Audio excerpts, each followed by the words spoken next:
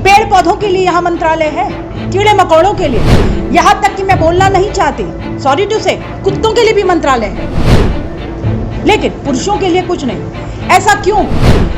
ये इतना भेदभाव पुरुषों के साथ क्यों? पुरुष मर रहे हैं, 2.5 गुना आत्महत्याएं बढ़ती जा रही हैं देश में। जो लोग इसे रेप कैपिटल कहते हैं, मैं आपको बताना चाहूंगी ये सरासर झूठ है।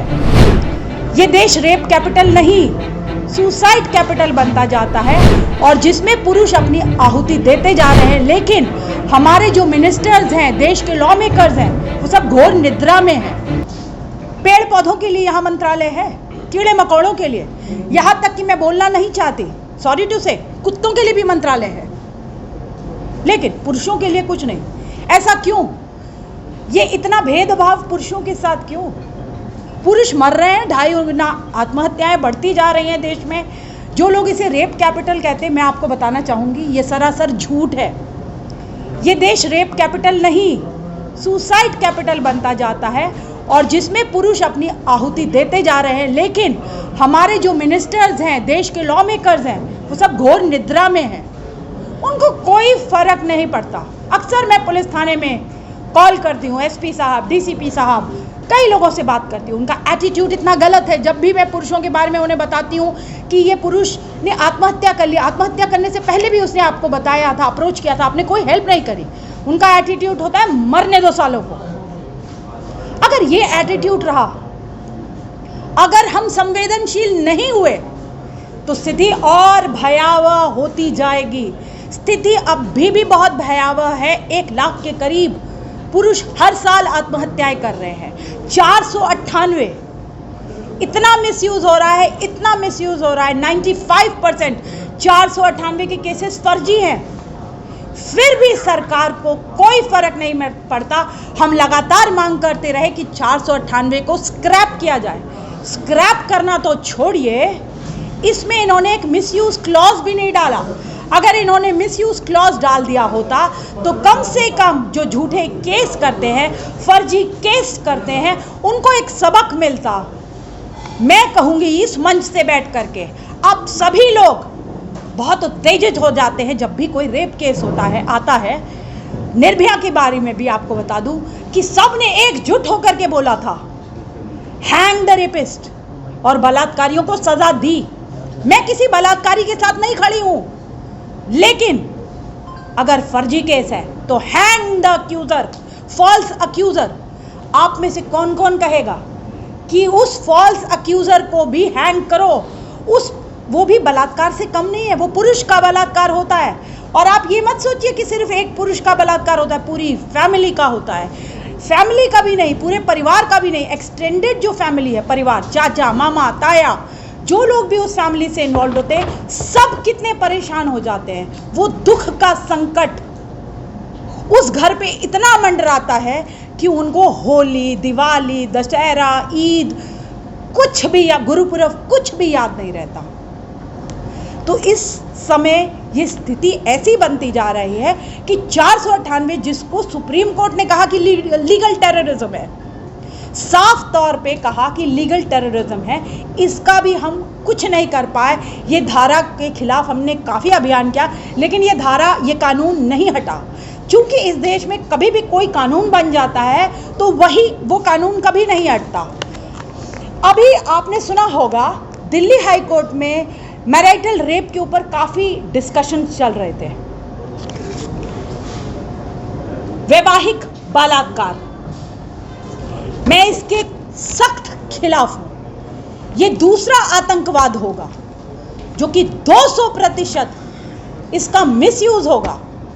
सबसे बड़ी बात है, आपके माध्यम से बताना चाहती हूं कि एक पुरुष जो इस देश का बेटा है, भाई है, विवाह के बंधन के बाद जब उसके ऊपर मैरिटल रेप जैसा आरोप लगता है, वो सिद्ध कैसे करेगा कि वो बेकसूर है? क्या कैमरा लगाएगा बेडरूम में? क्या कंसेंट फॉर्म साइन कराएगा वाइफ से? क्या मिलॉर्ड को बुला के बैठाएगा कमरे में? या पुलिस स्टेशन से थानेदार साहब आएंगे बैठने के लिए? तो मैं भरसक तरीके से भरपूर इसका विरोध कर रही हूं कि यह कानून नहीं आना चाहिए। मैरिटल रेप कानून अगर आ जाएगा तो पूरा फैमिली सिस्टम खत्म हो जाएगा। पूरा ये जो विश्वास है हमको मैरिज इंस्टीट्यूशन पे ये पूरा डिस्टेबलाइज हो जाएगा। मैं कतई नहीं चाहती हूँ कि ऐसा कोई कानून आ जाए। इसके लिए मैं हर जगह पे टीवी चैनल्स पे इसका विरोध कर रही हूँ, आर्टिकल्स द्वारा विरोध कर रही हूँ, ग्राउंड पे विरोध कर रही हूँ। सुप्रीम को अभी हमने कुछ दिन पहले दिल्ली हाई कोर्ट में इंटरवेंशन भी फाइल किया था। पुरुष आयोग जो मेरी संस्था है, हमने एक इंटरवेंशन भी फाइल किया था। विवेक नारायण शर्मा जी हमारे सीनियर सुप्रीम कोर्ट के लॉयर हैं जिन्होंने इसको इंटरवेंशन को फाइल किया था। हमारा इंटरवेंशन रिजेक्ट हो गया। अब हम सुप्रीम कोर्ट जा रहे हैं क्योंकि उस दिन जो 2 जज साहब की बेंच थी जिसने मैरिटल रेप का डिसीजन दिया है, उसमें उन्होंने ये कहा था, एक जज साहब कह रहे थे कि बनना चाहिए ऐसा कानून और एक जज साहब कह रहे थे नहीं बनना चाहिए। स्प्लिट जजमेंट आया था। तो जो स्प्लिट जजमेंट आया था उसके बारे में मुझे पहले से पता था कि ऐसा ही कुछ होने वाला है, लेकिन अब मामला सुप्रीम कोर्ट में जाएगा, वहाँ पर इसके ऊपर गहन अध्ययन होगा और देखते हैं कि क्या ऐसा कानून आ सकता है। मैं इसका पूरी तरीके से विरोध कर रही हूँ, सरकारों से भी अनुरोध करती हूँ कि ऐसा कानून अगर आएगा तो हर पुरुष बलात्कारी बन जाएगा और मैं नहीं चाहती कि मेरे देश के सभी बेटे और भाई बलात्कारी घोषित कर दिए जाएं। ये सिर्फ अपने देश की बात नहीं है, यही डेटा भारतवर्ष के बाहर दिखा दिखा करके फॉरेन फंडिंग लाई जाती है, भारत को बदनाम किया जाता है। भारत को तोड़ने वाली जो शक्तियां हैं वो इस पे काम कर रही हैं, वो लगातार काम कर रहे हैं। भारतवर्ष को शर्मसार करने के लिए ये रेप केस के ऊपर इतनी बातचीत करते हैं, फॉरेन फंडिंग देते हैं भारत की फैमिली सिस्टम को तोड़ने के लिए, जो पूरे भारत में, पूरा भारत नहीं पूरे विश्व में भारत अपने फैमिली कल्चर के लिए जाना जाता है। उस फैमिली कल्चर को तोड़ने के लिए ये जो फॉरेन फंडेड लोग हैं, जैसे RIT फाउंडेशन जिसने ये PIL डाली थी दिल्ली हाई कोर्ट में, ये सब जिहादी हैं, भारत तोड़ने वाली ताकतें हैं। भाई लोगों, हमें इन सब के खिलाफ इस लड़ाई को लड़ना होगा। मेन की बात में मैं लगातार ये बोलती आई हूँ कि मर्द को भी दर्द होता है। कोई है इस देश में जो उनकी पुकार भी सुने, उनके आंसू भी पोंछे, या कम से कम कोई पॉलिसीज तो बनाए। स्कूल ड्रॉप आउट्स ज़्यादा लड़के हैं। क्या एक परिवार का जो पालन पोषण करना होता है वो तो एक पुरुष नहीं करना पड़ता है। इसलिए लड़कों को अक्सर अपनी पढ़ाई को त्यागना पड़ता है। सिर्फ और सिर्फ परिवार को पालने के लिए उन्हें छोटी मोटी नौकरी करनी पड़ती है, इसलिए वो स्कूल ड्रॉप आउट्स ज़्यादा हैं। हम इस विषय पे क्यों नहीं ध्यान दे रहे? ब्रेस्ट कैंसर, हेल्थ इश्यूज़ को ले लीजिए, पूरी दुनिया ब्रेस्ट कैंसर के बारे में बात करती है। प्रोस्टेट कैंसर उससे ज़्यादा पेनफुल है, जो कि पुरुष बेचारे इससे गुजरते हैं, लेकिन कभी आपने किसी को भी इस पर बात करते नहीं सुना। वो क्यों? क्योंकि सब कुछ महिलाओं के लिए। महिला दिवस मनाएंगे, प्राइम मिनिस्टर साहब अपना अकाउंट, ट्विटर अकाउंट दे देते हैं महिलाओं को हैंडल करने के लिए। हर मिनिस्टर महिला को ग्रीट करेगा महिला दिवस के लिए, महिलाओं को अवार्ड मिलेंगे। मुझे कोई आपत्ति नहीं, मैं भी एक महिला ही हूँ, लेकिन क्या पुरुष दिवस नहीं मनाना चाहिए? आप में से कितने पत्रकार भाई हैं, जरा मुझे कोई हाथ उठा के बताएगा कब होता है पुरुष दिवस? किसी को नहीं पता, आप में से किसी को नहीं पता। इसी अवेयरनेस का अभियान उठाया है मैंने, बीड़ा उठाया है कि मैं जगह जगह पे जाऊंगी, देश भर में जाऊंगी, प्रेस कॉन्फ्रेंस करूंगी और यहां बताऊंगी 19 नवंबर, आप लोग प्लीज इसे नोट करिए, 19 नवंबर को पुरुष दिवस होता है। हम लगातार 3 सालों से पुरुष दिवस दिल्ली में कॉन्स्टिट्यूशन क्लब में मना रहे हैं, जहां हम विभिन्न पुरुषों को अलग अलग क्षेत्रों में जो काम कर रहे हैं, बढ़िया काम कर रहे हैं, उन्हें बुलाते हैं और उस मंच से उन्हें पुरस्कृत करते हैं उनके काम के लिए। क्या सिर्फ महिलाओं का ही योगदान हमें सराहनीय लगता है? क्या पुरुषों का कोई योगदान नहीं है? तो उनको भी सराहने की ज़रूरत है, उनके भी महत्व के बारे में बताने की ज़रूरत है। फर्जी रेप केसेस का तो आप समझिए अंत ही नहीं हो रहा। 498 आपको बता चुकी हूँ, 95% मिसयूज़ होता है। फर्जी रेप केसेस तकरीबन 80% फर्जी रेप केसेस आ रहे हैं। Consensual sex is not rape, बार बार रिपीट करती हूँ, consensual sex is not rape. आपस में सहमति से बनाया हुआ जो भी आप बनाते हैं रिश्ता, उसे हम रेप नहीं कहते। अभी हमारे बीच में एक भाई हैं जिनके ऊपर ऐसा ही फर्जी बलात्कार का केस हुआ है, राकेश दहिया। ये विक्टिम है, ऐसे लाखों विक्टिम्स हैं इस देश में जो कि जेलों में सड़ रहे हैं। उसमें से एक बड़ा नाम आपको बताती हूं, जिनका हाल में ही इलाहाबाद हाई कोर्ट ने एक्विटल किया है, विष्णु तिवारी। विष्णु तिवारी 20 साल जेल रहे for a crime he never did. उनके ऊपर बलात्कार का आरोप था, उन्होंने 20 साल जेल काटी। 20 साल में अनगिनत बार विष्णु तिवारी सुसाइडल टेंडेंसीज हुई, उन्हें बहुत मरने की कोशिश की उन्होंने। वापस जब उनको एक्विटल मिला, अपने घर आए, कोई उन्हें पहचानने को तैयार नहीं। उनके माँ बाप मर गए, फैमिली के दूसरे मेंबर्स के बारे में कुछ पता नहीं, और भी लोग मर गए। यहां तक कि वो महिला जिसने रेप केस फाइल किया था, वो भी आज इस दुनिया में नहीं है। 20 साल में उस आदमी का सब कुछ उजड़ गया, सब कुछ खत्म हो गया। आज हम उनके कॉम्पनसेशन की लड़ाई कर रहे हैं, फाइट कर रहे हैं उनके कॉम्पनसेशन के लिए। लेकिन क्या हम उनके कीमती वर्ष वापस ला सकते हैं? क्या हम उनका गोल्डन टाइम वापस ला सकते हैं? क्या हम उनकी डिग्निटी, सम्मान, क्या हम उनका सम्मान वापस ला सकते हैं? इस भाई का जो मेरे साथ बैठा है, क्या इसका सम्मान वापस आ सकता है? आज कोर्ट ने एक्विटल दे दिया। ये भाई नहीं, थोड़ी दूर चलिए, रोहतक में खूब लड़ी मर्दानी, वो तो झांसी वाली रानी थी। रोहतक सिस्टर्स 3 लड़कों की जिंदगियां बर्बाद करी। मोलेस्टेशन का केस फाइल किया उन लड़कियों ने, हर चैनल ने उनको 2-2 महीने तक बैठाया। खूब लड़ी मर्दानी है, तो झांसी वाली रानी थी। मिनिस्टर साहब ने अवार्ड दिया, किसी ने गवर्नमेंट नौकरी दी, किसी ने 20,000 रुपए दिए, किसी ने 50,000 दिए। लड़कियों का मनोबल तो बहुत बढ़ गया कि फर्जी केस करो, क्या बात है। उन्होंने और भी ऐसे लड़कों को फंसाया। लेकिन जिन 3 लड़कों को फंसाया था, नार्को टेस्ट की मांग हुई, 3 बार कोर्ट ने उन लड़कों को एक्विटल दिया। मनोहर लाल खट्टर ने कहा था कि अगर ये केस फर्जी हुआ, कोर्ट कहता है ये केस फर्जी है, तो मैं इन लड़कों को नौकरी दूंगा, जो आज तक नहीं मिली। ये एक झूठा वादा था, आज तक वो नौकरी नहीं मिली। फर्जी केस लड़कियों ने किया, हीरोइन किसे बनाया? लड़कियों को। और बेचारे लड़के आज भी उनसे यूके मतलब बाहर, यूनाइटेड किंगडम, यूएसए से पत्रकार भाई आते हैं और उनसे पूछते हैं उन लड़कों से, आपने बलात्कार कैसे किया था, जरा बताएंगे? वो जो आपके ऊपर केस है, वो आपने बताइए थोड़ा स्टोरी, वो पूरी क्या किया था आपने। पूरे रोहतक ने उनका बॉयकॉट कर दिया।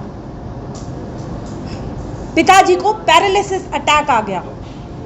ऐसे अनगिनत केसेस हैं, वो मैं आपको कंटिन्यू करूंगी बताने का। मेन हेडलाइंस दे देती हूँ। सर्वजीत, दिल्ली का लड़का, उसे बना दिया दिल्ली का दरिंदा। सर्वजीत सिंह बेदी, वो रेड लाइट, तिलक नगर दिल्ली में रेड लाइट पे खड़ा था, उसे जसलीन कौर ने एक फर्जी मोलेस्टेशन केस में फंसाया। 2 मिनट की फेम चाहिए होती है इन लड़कियों को, उसको फर्जी केस में फंसा दिया। दिल्ली की पुलिस बहुत एक्टिव है, सुपर एक्टिव है, वो उनको घर से उठाने के लिए पहुंच गए। अब मोलेस्टेशन, आप मोटरसाइकिल पे बैठे हो, तकरीबन वो रेड लाइट बहुत ज़्यादा भीड़ वाली है, 100 लोग वहाँ खड़े थे, किसी को नहीं पता कि मोलेस्टेशन हुआ। और वैसे भी कोई भाई बता सकता है कि मोटरसाइकिल पे बैठे बैठे मोलेस्टेशन कैसे हो जाता है? नामुमकिन। 6 साल वो लड़का कोर्ट के धक्के खाया है, कोर्ट के 6 साल बर्बाद किए। और जब भी वो किसी भी जगह पे जाता था, उसे कहा जाता था दिल्ली का दरिंदा। आज भी ये टैग नहीं हटा है। कोर्ट ने उन्हें बाइज्जत बरी कर दिया, एक्विटल मिल गया कोर्ट से। लड़की शुरू में ही कनाडा भाग गई, किसी कोर्ट डेट पे नहीं आई, किसी कोर्ट डेट पे नहीं आई। अरविंद केजरीवाल ने बड़ी हीरोइन बनाया था उसे। उसका जो भी ऐसा मिनिस्टर्स हैं जो इन चीज़ों को बढ़ावा देते हैं, उन्हीं से पूछे, कल आपके साथ सर ऐसा होगा तो क्या होगा? दिल्ली के मालिक अरविंद केजरीवाल को 4 बार एक्सक्लूसिव मीटिंग कर चुकी हूं, जहां उनसे लगातार मैंने ये बोला है कि पुरुष आयोग बनवाइए। दिल्ली के मालिक आप हैं, आप कहते हैं 70 सालों में आपने सब चीज़ें बदल दी, तो एक मेंस कमीशन की शुरुआत दिल्ली से क्यों ना की जाए। जब 70 साल में आपने सब कुछ बदल दिया तो ये भी बदल दीजिए। इसमें हर्ष तो नहीं ना कोई। भाई लोगों, जो महिलाएं इक्वालिटी का झंडा झुलाती है 24 घंटे, तो क्या पुरुष आयोग नहीं बन सकता, मेंस कमीशन नहीं बन सकता, सरकार नहीं बना सकती? हमेशा वो मुझे ये कह के टाल देते हैं केंद्र सरकार नहीं साथ दे रही। मैंने कहा आपको क्या करना है केंद्र सरकार से? दिल्ली के मालिक तो आप हैं, हम दिल्ली से ही बना लेते हैं, दिल्ली की तर्ज पे पूरे देश में बन जाएगा। लेकिन अगर मंशा ही ना हो तो क्या किया जाए? इसलिए डरते हैं मेंस कमीशन बनाने से कि महिलाएं नाराज हो जाएंगी। महिलाएं नाराज हो जाएंगी तो क्या मेल वोटर्स नहीं है? और सबसे पहली बात मुझे ये बताइए, क्यों महिला नाराज होगी? वो पुरुष जो प्रताड़ित होता है, वो पुरुष जो झूठे फर्जी केसेस में जाता है, क्या उसकी माँ महिला नहीं है? क्या उसकी बहन महिला नहीं है? क्या उसकी बेटी महिला नहीं है? तो ये गलत, ये मिथ है, सोसाइटी में गलत है कि अगर हम पुरुष की बात करेंगे तो हम महिलाओं के अगेंस्ट होंगे। उसी घर में 1:3 का रेशियो है। चलिए बेटी को हटा भी दें तो 1:2 का तो रेशियो है ना। एक महिला जो उसकी माँ है और एक महिला जो उसकी बहन है, एक वाइफ भी है, एक बच्ची भी है, 4 महिलाएं हैं। तो ये वुमेन एम्पावरमेंट कहीं नहीं है। सरकारें तो आदमी चला रहे हैं ना, सारे ज्यादातर आदमी, मेजोरिटी तो ही नहीं, फिर क्यों नहीं कानून बना रहे हो? कानून इसलिए नहीं बन रहा कि सरकार भी वही काम करती है जो सोसाइटी से उठ के आता है। आप सब लोगों को जागृत करने के लिए ही तो आज हम ये प्रेस कॉन्फ्रेंस कर रहे हैं कि आप लोग जाग जाइए, समय आ गया है, जाग जाइए, मेंस कमीशन की आवाज़ उठाइए। ये पुरुष आयोग हार के मुझे बनाना पड़ा जब सरकार मेरी सुन नहीं रही थी, इसलिए मुझे हाल में ही कुछ सालों पहले मैंने इसे बनाया है और आगे इसे बढ़ाने का कार्यभार आपके ऊपर सौंप रही हूँ। आप लोग इसके ऊपर आवाज़ उठाइए, एक मत होकर के आवाज़ उठाइए और जल्द से जल्द जो मेरे सबसे ज़्यादा इम्पॉर्टेंट जो मांगे हैं, जेंडर न्यूट्रल लॉज, देश में समान कानून बने सबके लिए, चाहे वो पुरुष हो, चाहे महिला हो, चाहे ट्रांसजेंडर हो। दूसरी मांग, जल्द से जल्द एक मेंस कमीशन बने। जब मेंस कमीशन बनेगा तभी डेटा इकट्ठा होगा, तभी कोई आगे मेन के लिए पॉलिसीज बनेगी, बॉयज़ के लिए पॉलिसीज बनेगी। फ्यूचर जो है, जो आज यूथ है, जो यंग जनरेशन है, उसे यूथ एम्पावरमेंट की ज़रूरत है, वुमेन एम्पावरमेंट की ज़रूरत नहीं है। महिला पहले ही बहुत सशक्त है। मैं एक जननी हूँ, मुझे क्या सशक्त करोगे? मैंने तो तुम्हें जन्म दिया है, मुझसे ज़्यादा सशक्तिकरण क्या करेंगे महिलाओं का? खैर, अभी आपको त्रेहन साहब आगे की थोड़ा सा आप बता दीजिए, आप कहाँ से हैं और इसमें कितने मेंबर अभी तक आपने इकट्ठा किए हैं? मैं दिल्ली से हूँ, मेरा नाम बरखा त्रेहन है, मैं पुरुष आयोग की प्रेसिडेंट। इसमें जो मेन जो ट्रस्ट है उसमें हमारे 15 मेंबर हैं, बाकी बहुत सारे ग्रुप्स हैं जिसमें लोग जुड़े हुए हैं। जो 15 मेंबर हैं वो मेन मेंबर्स हैं। और आपका कोई सवाल है? एक महिला को ये आवाज़ उठानी पड़ी पुरुष आयोग की, क्या पुरुष इसमें सक्षम नहीं है? क्यों इन्होंने ऐसे नहीं किया? फिर महिला आयोग की अध्यक्ष भी हमेशा महिला को बनाया जाता है, यहाँ पुरुष आयोग की अध्यक्ष महिला बनी है अपने आप में। आपका सवाल ये है कि महिला क्यों? तो मैं अपने आप को महिला और पुरुष में नहीं बांटती। मैं सबसे पहले एक ह्यूमन बीइंग हूँ और किसी का भी दर्द मुझसे देखा नहीं जाता, चाहे वो महिला हो चाहे पुरुष। क्योंकि पुरुषों की कोई आवाज़ उठा ही नहीं रहा था, तो मैंने सोचा कि मैं क्यों ना उठाऊं, मैं क्यों ना इस पे बात करूं। ये महिलाएं ही तो हैं, मैं भी तो इक्वल राइट्स की बात करती हूँ, तो मुझे पुरुषों के लिए लड़ना पड़ेगा, उनके लिए कोई आगे आ ही नहीं रहा। और अगर पुरुष कोई आकर के इस बात को करता है, मैंने बहुत बार ऐसा पुरुषों से सुना है, तो उसे कहा जाता है इसने ज़रूर कुछ गलत किया होगा तभी ये कह रहा है ऐसा। तो कई बार ऐसा सुनने को मिलता है। और रही बात अध्यक्षा की जो आपने कही है, ये तो पुरुष आयोग एक रोल मॉडल बनाया है मैंने, इसलिए मेरे को इसका प्रेसिडेंट बनना पड़ा।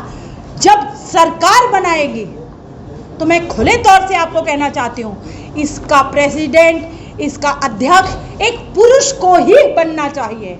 मुझे कोई लोभ नहीं है, कोई लालसा नहीं है। लेकिन सरकार बनाए तो सही एक हेल्पलाइन नंबर जारी करे जहां प्रताड़ित पुरुष कम से कम अपनी बात तो रख सके। अभी हाल में ही आपने देखा होगा एक बहुत ज़्यादा वीडियो वायरल हो रहा है डोमेस्टिक वायलेंस बुराड़ी का, जहाँ पे हस्बैंड को बैट से मारा जा रहा था। वहीं बुराड़ी का दूसरा केस भी मेरे पास आ गया। कल उस हस्बैंड ने भी मुझे अप्रोच किया था, मैंने उससे भी बात करी, उसका नाम सुखबीर है। तो कितने बढ़ रहे हैं डोमेस्टिक वायलेंस और मेन के केसेस, लेकिन domestic violence act gender neutral नहीं है। तो क्या पुरुषों के साथ डोमेस्टिक वायलेंस नहीं होता? हरियाणा में महिला थाने खोले गए हैं। ज़्यादातर शिकायतें ये आती है कि जैसे कोई लड़की शिकायत करती है, झूठी सच्ची वो बात की बात है, जांच का विषय है, लेकिन उस शिकायत के आधार पर पुलिस ससुर को उठा लाती है, सास को, बुजुर्ग लोग हैं उनको प्रताड़ित किया जाता है। क्योंकि सोशल जो है ना, ये बेइज्जती, इंसल्ट कोई बर्दाश्त नहीं करता। शायद किसी तरह से वो चाहते हैं छुटकारा, पैसे ले लो। ये दलाल भी खूब घूमते हैं पुलिस थानों में, इस तरीके से भी शोषण हो रहा है। बिल्कुल सही कहा आपने। सबसे पहले इस देश को पुलिस रिफॉर्म्स और जुडिशियल रिफॉर्म्स की बहुत ज़्यादा ज़रूरत है। यहाँ पर ये होता है कि पुलिस स्टेशन पे जैसे ही कोई अप्रोच करता है, मैं डरूंगी नहीं बोलते हुए, चाहे आप मुझे कहीं भी कोट कर दिए। एक्सटॉर्शन के अड्डे, ब्लैकमेलिंग के अड्डे बना रखे हैं ये। यहाँ से एक्सटॉर्शन स्टार्ट होता है। ये उल्टा पुरुष की फैमिली के पास देर रात को जाते हैं, धमकी देते हैं, वहाँ पर लड़के को बहुत प्रताड़ित करते हैं। मेरे पास ऐसे ऐसे लड़कों के सुसाइड नोट हैं जिन्होंने कहा 35 साल में मैंने कभी पुलिस थाना देखा भी नहीं माँ, आज मैं मर रहा हूँ, आत्महत्या कर रहा हूँ।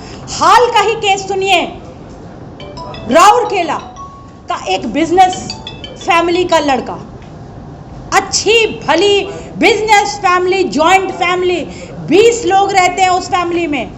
उसने 498 के फर्जी केस से डर के 3 महीने तक उनको इतना प्रताड़ित किया गया, इतना प्रताड़ित किया गया कि उन्होंने आत्महत्या कर ली।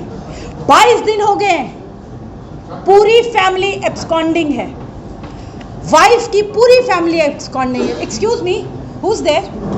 थोड़ा सा धीरे बात करिए। तो ये विजय जी है उनका नाम। उन्होंने मुझे कहा इन्वेस्टिगेशन हो रही है। हालांकि इन्वेस्टिगेशन वो कह रहे हैं हो रही है, लेकिन मेरा सवाल है, आज भी वो फैमिली कैंडल मार्च करेगी शाम को। मेरा ये सवाल है, 22 दिन हो गए, राहुल अग्रवाल को जस्टिस क्यों नहीं मिल रहा? अगर लड़की मरी होती या बहू मरी होती ना, पूरी फैमिली को उठा के ले आए होते। बुजुर्ग माता पिता बहन कनाडा में रहती हो तो उसको भी प्रताड़ित कर दिया होता इन्होंने, उसको भी डरा धमका दिया होता, पता नहीं क्या क्या कर डाला होता। घर के बच्चों को भी उठा लाते हैं, बुजुर्गों को, पड़ोसियों को, दोस्तों को उठा लाते हैं लड़की मर जाए तो। यहाँ लड़का मर गया है 22 दिन से, पुलिस पकड़ नहीं पा रही किसी को भी। क्यों? राहुल की मौत तो वैसे ही है, राहुल मरते रहे, क्या फर्क पड़ता है? Let man die. अगर ये एटीट्यूड रहेगा तो रोज राहुल मरेंगे। आज वो राहुल है, कल आप होंगे। इसलिए आप आवाज उठाइए इसके खिलाफ। राहुल केरा का इस भाई को इंसाफ दिलाना है। उसको इतना प्रताड़ित किया उसकी वाइफ ने, 20 लोग घर में आराम से रह सकते, सिर्फ ये मैडम नहीं रह सकती थी। इन्होंने इतना प्रताड़ित किया, 3 महीने उनकी 5-6 साल की बच्ची को मिलने नहीं दिया, बेटे को मिलने नहीं दिया। उनके ट्विंस थे, एक बेटी और बेटा 5-6 साल के, उनको मिलने नहीं दिया 3 महीने तक। इतना टॉर्चर किया, लगातार फर्जी केसेस की धमकी देती रही। वो लड़का घर से भाग गया और आखिर उसने आत्महत्या कर ली। हालांकि उसके पिताजी से मेरी बात हुई है, जो कि मेरे YouTube चैनल पे डला हुआ है, आप वहां पे देख सकते हैं। मेरा YouTube चैनल बरखा त्रेहन 16 से है।